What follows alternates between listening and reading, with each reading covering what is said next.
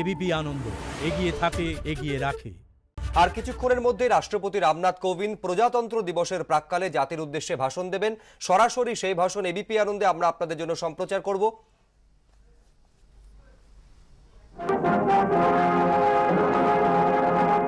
मेरे प्यारे देशवासियों, नमस्कार। विश्व के सबसे बड़े और जीवंत लोकतंत्र के आप सभी नागरिकों को देश के 72वें गणतंत्र दिवस की पूर्व संध्या हार्दिक बधाई। विविधताओं से समृद्ध हमारे देश में अनेक त्योहार मनाए जाते हैं, परंतु हमारे राष्ट्रीय त्योहारों को सभी देशवासी राष्ट्र प्रेम की भावना के साथ मनाते हैं। गणतंत्र दिवस का राष्ट्रीय पर्व भी हम पूरे उत्साह के साथ मनाते हुए अपने राष्ट्रीय ध्वज तथा संविधान के प्रति सम्मान व आस्था व्यक्त करते हैं। आज का दिन देश विदेश में रहने वाले सभी भारतीयों के लिए बहुत महत्वपूर्ण है। आज ही के दिन 71 वर्ष पहले हम भारत के लोगों ने अपने अद्वितीय संविधान को अंगीकृत, अधिनियमित और आत्मार्पित किया था। इसलिए आज हम सभी के लिए संविधान के आधारभूत जीवन मूल्यों पर गहराई से विचार करने का अवसर है। संविधान की उद्देशिका में रेखांकित न्याय, स्वतंत्रता, समता और बंधुता के जीवन मूल्य हम सबके लिए पुनीत आदर्श हैं।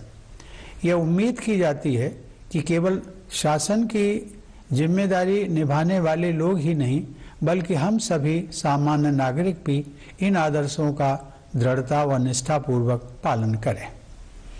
लोकतंत्र को आधार प्रदान करने वाली इन चारों अवधारणाओं को संविधान के आरंभ में ही प्रमुखता से रखने का निर्णय हमारे प्रबुद्ध संविधान निर्माताओं ने बहुत सोच समझकर लिया था।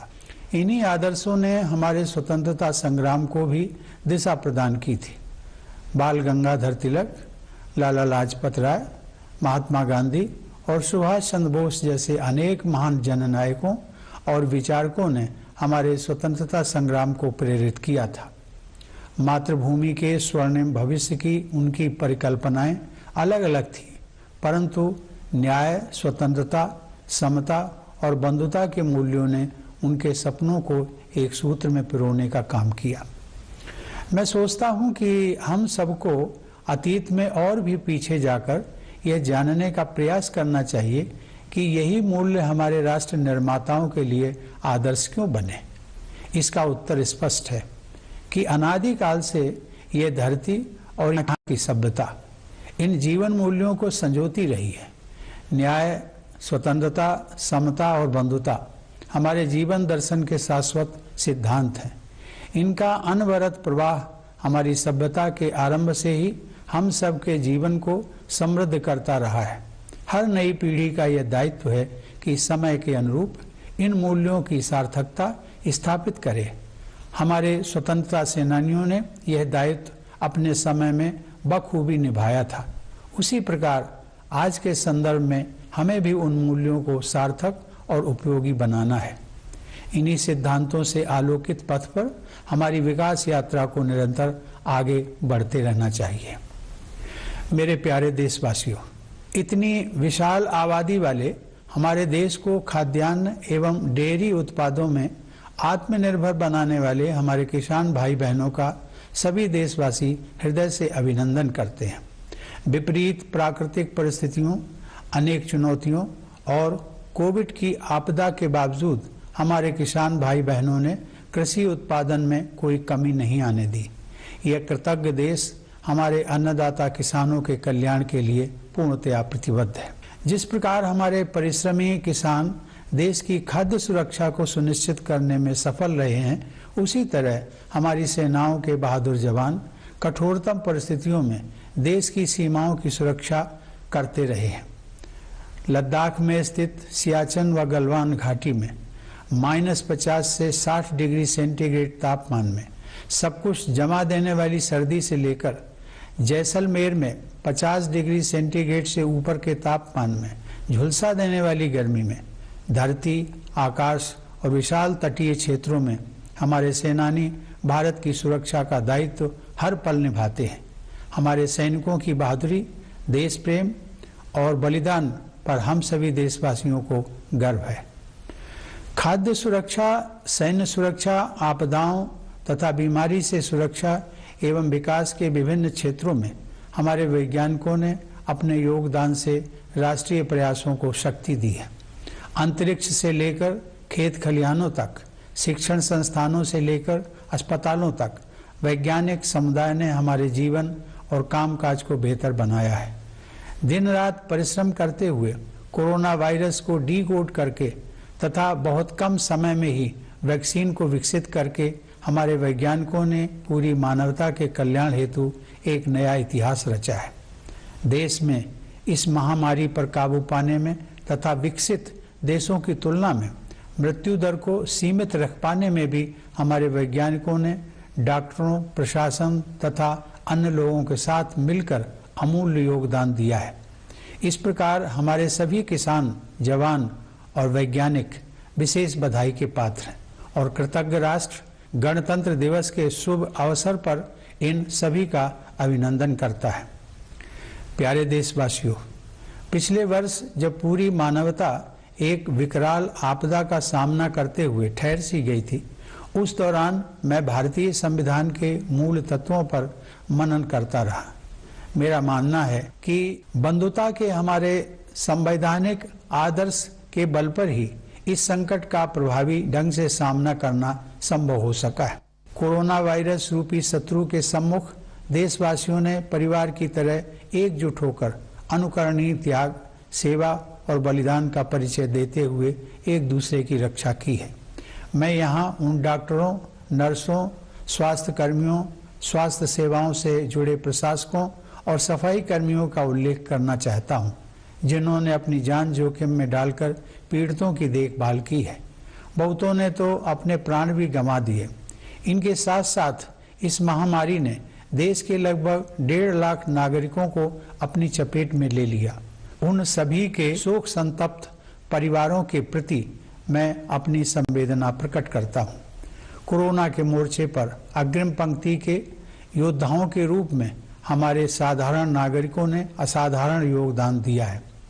आने वाली पीढ़ियों के लोग जब इस दौर का इतिहास जानेंगे तो इस आकस्मिक संकट का जिस साहस के साथ आप सब ने सामना किया है, उसके प्रति वे श्रद्धा से नतमस्तक हो जाएंगे। भारत की घनी आबादी, सांस्कृतिक परंपराओं की विविधता तथा प्राकृतिक व भौगोलिक चुनौतियों के कारण कोविड से बचाव के उपाय करना हम सब के लिए कहीं अधिक चुनौती भरा काम था। चुनौतियों के बावजूद इस वायरस के प्रकोप पर काबू पाने में हम काफी हद तक सफल रहे हैं। इस गंभीर आपदा के बावजूद हमने अनेक क्षेत्रों में अपनी गतिविधियों को सफलतापूर्वक आगे बढ़ाया है। इस महामारी के कारण हमारे बच्चों और युवा पीढ़ी की शिक्षा प्रक्रिया के बाधित होने का खतरा पैदा हो गया था, लेकिन हमारे संस्थानों और शिक्षकों ने नई टेक्नोलॉजी को शीघ्रता से अपनाकर यह सुनिश्चित किया कि विद्यार्थियों की शिक्षा निरंतर चलती रहे।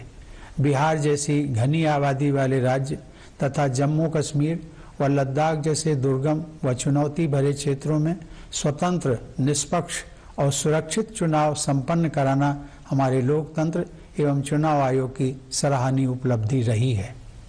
टेक्नोलॉजी की सहायता से न्यायपालिका ने न्याय उपलब्ध कराने की प्रक्रिया जारी रखी। ऐसी उपलब्धियों की सूची बहुत बड़ी है। आर्थिक गतिविधियों को शुरू करने के लिए अनलॉकिंग की प्रक्रिया को सावधानी के साथ चरणबद्ध तरीके से लागू किया गया। यह तरीका कारगर सिद्ध हुआ तथा अर्थव्यवस्था में फिर से मजबूती के संकेत दिखाई देने लगे। জানুয়ারি পর্যন্ত ইডি হেফাজতে কেডি সিং বেআইনি লেনদেনের অভিযোগে গ্রেফতার। ইডির 13ই জানুয়ারি দিল্লিতে প্রাক্তন তৃণমূল সাংসদ গ্রেফতার।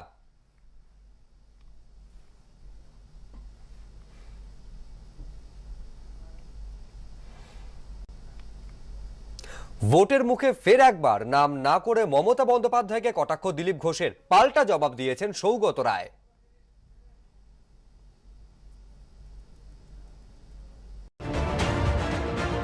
সামনে ভোট, বাদ যাচ্ছে না কিছুই। ভোটের প্রচারে এবার শাড়ি হাওয়ায় চটি।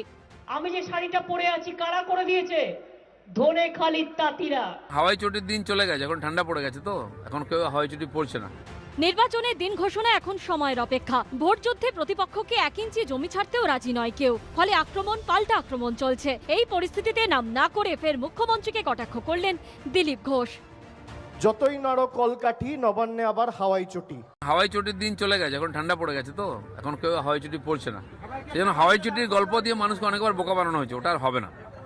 মানুষ উন্নয়ন চায়, মানুষ আর হাওয়াই চটি পড়তে চায় না, আজকাল পুরো জুতো পড়তে চাইছে। ভারতীয় জনতা পার্টি সবার পায়ে জুতোর ব্যবস্থা করে দেবে। হাওয়াই চটি পড়েন তার কারণ তিনি সাদাসিধে জীবনযাত্রায় বিশ্বাস করেন। তিনি কখনো অন্য লোককে বলেন না হাওয়াই চটি পড়তে। মানুষ ভালো থাকুক, ভালো পড়ুক, এটাই মমতা ব্যানার্জি চান।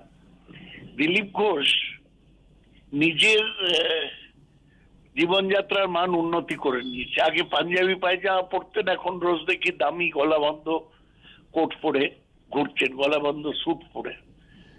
সুতরাং দিলীপ ঘোষ নিজেকে উন্নতি করতে চান, মমতা ব্যানার্জি দেশের উন্নতি করতে চান। দিলীপ ঘোষ যখন হাওয়াই চটি নিয়ে কটাক্ষ ছুড়ে দিচ্ছেন, তখন হুগলির সভা থেকে আবার মুখ্যমন্ত্রীর মুখে ধনেখালির শাড়ির প্রসঙ্গ। আমি যে শাড়িটা পরে আছি কারা করে দিয়েছে? ধনেখালির তাঁতিরা। মনে রাখবেন, সেই তাঁতিদের আমি সালাম জানাই, প্রণাম জানাই, যারা প্রতিদিন তাঁত বোনে। আর আমি এদের থেকে তৈরি করাই, কখনো বর্ধমান, কখনো হুগলি, কখনো নদিয়া। মাস ঘুরলেই বিধানসভা ভোটের বিজ্ঞপ্তি ঘোষণার সম্ভাবনা। এরই মধ্যে ধীরে ধীরে পিকে উঠছে প্রচার যুদ্ধ। আশাবুল হোসেন ও উজ্জ্বল মুখোপাধ্যায়ের রিপোর্ট, এবিপি।